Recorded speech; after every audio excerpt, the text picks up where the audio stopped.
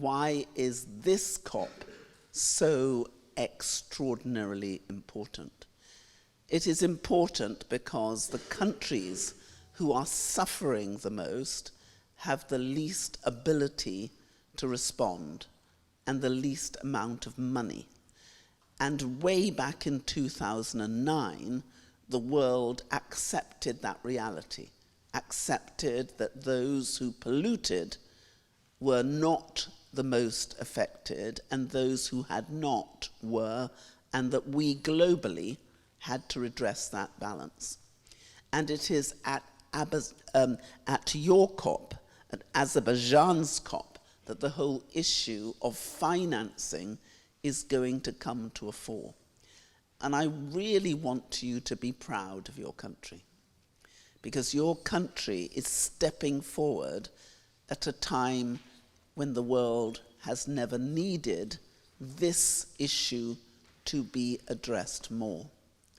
And from having had the privilege of talking to a number of people here in Azerbaijan, I have come to understand that Azerbaijan intends to be the voice of those who are not usually heard, the small, the damaged, those who have almost given up hope that anyone is listening. And for the first time, a number of the small states are coming here to Azerbaijan to speak to the presidency so that they can better understand what we now need to do. And your support as individuals is really important. There's so often when we think that we're too small, we're too insignificant, our voice doesn't matter, there's nothing we can do. And I want to tell you, your voice matters. Every single one of you, your voice matters. And what your government is trying to do here at COP really matters, and that you need to be proud of them. You need to be supporting through your energy, your acuity, your knowledge. Many of you here will be studying subjects which will be pivotally important to finding the solutions to many of the problems that we now face. And I want to take this opportunity to congratulate your sub-dean and your lecturers, because what they teach you, please listen, because your ability to harness and hone your skills will be the difference that perhaps will make as to whether we come up with the right solutions.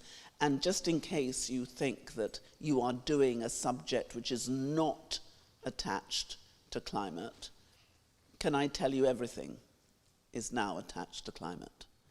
If it's health, we know that our health is being materially impacted by the change in zonic diseases, that the rate of non-communicable diseases are going up, and they are affected by what is happening on climate. So is education, so is architecture, so is farming, so is food generally. Everything you can think about is now fundamentally affected by climate. So whatever discipline you are undertaking at university, one part of it has to be, how do I use this discipline to address the issue of climate, because it is the world's most pressing issue.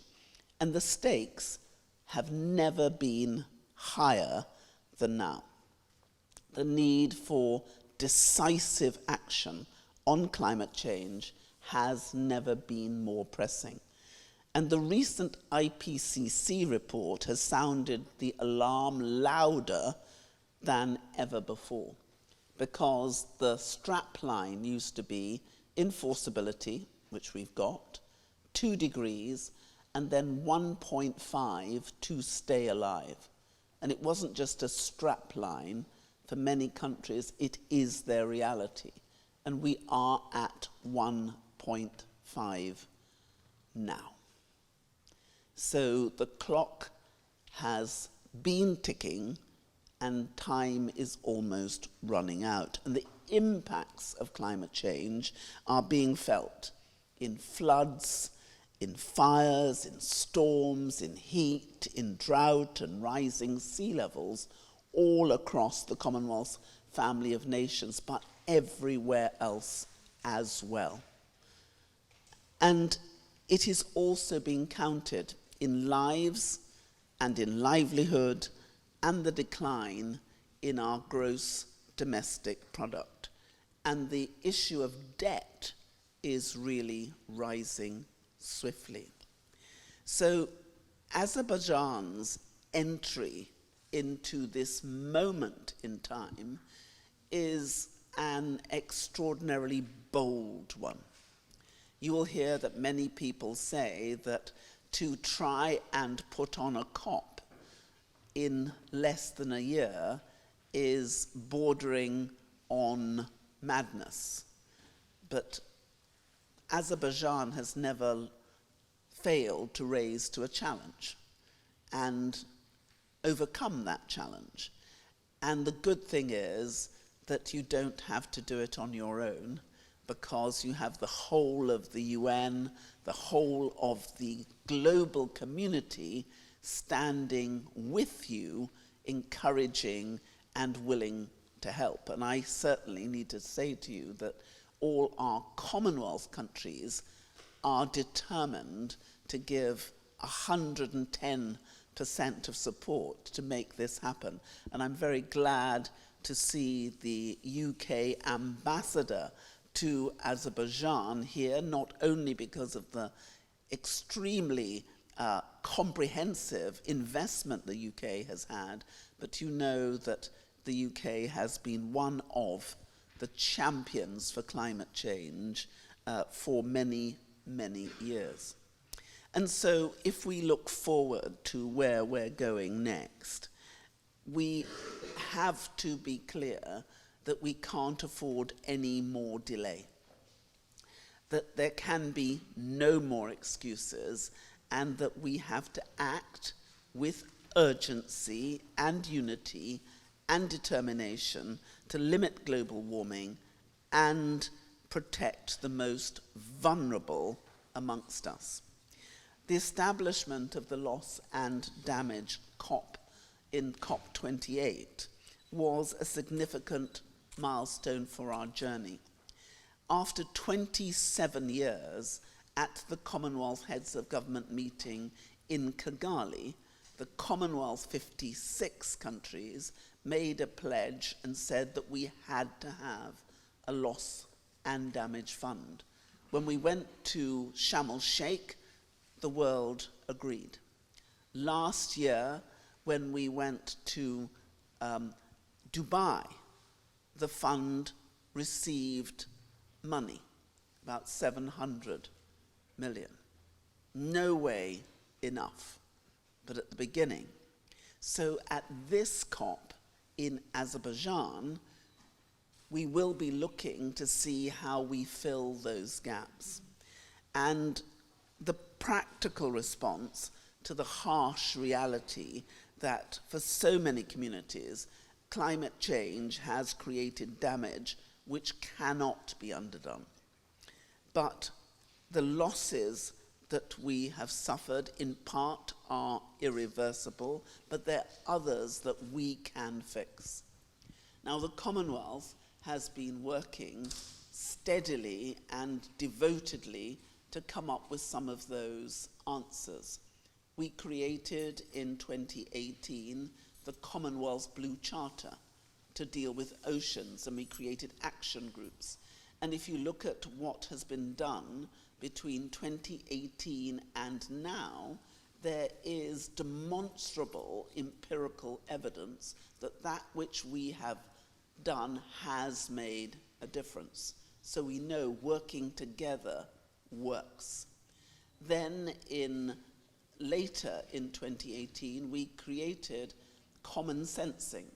This was taking the geospatial data from UNITAR, UNISAT, the British Space Agency, ourselves, and entities such as Catapult taking that geospatial data and sharing it with small states so that they could make more beneficial applications.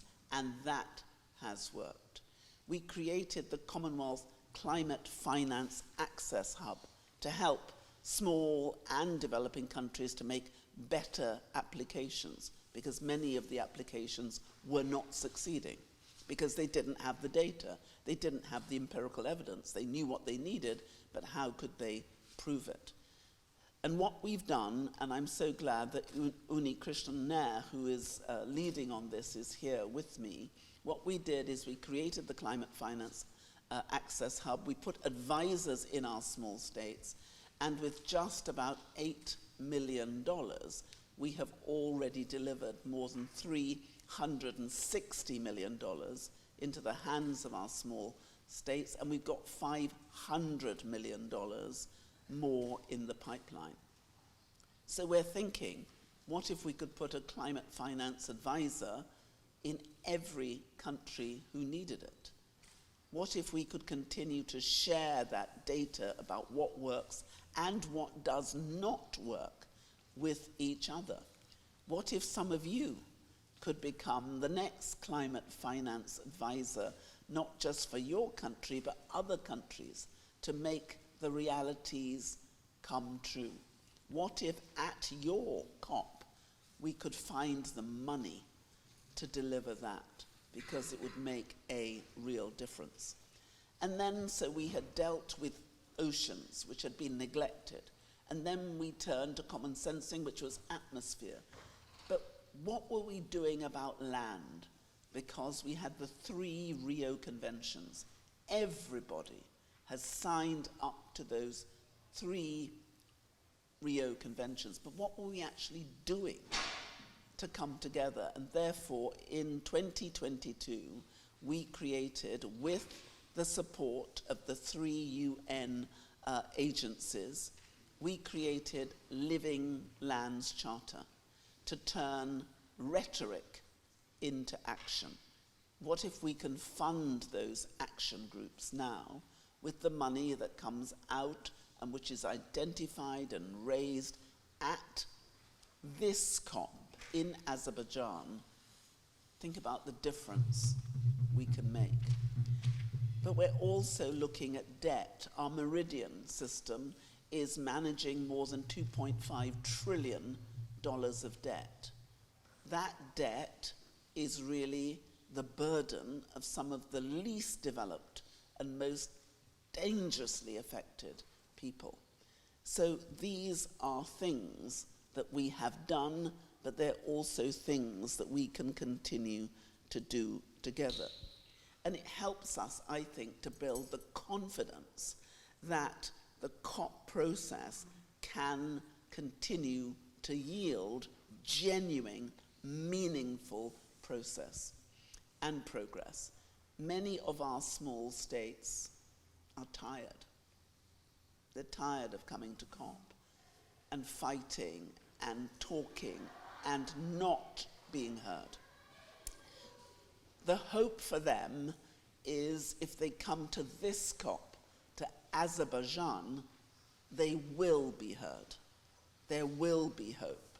That hope will be justified, and we will together be able to change things. So that's why I am unreserved in my applause for what Azerbaijan is trying to do, and I applaud you and your government, and I applaud the stewardship that Azerbaijan has risen to.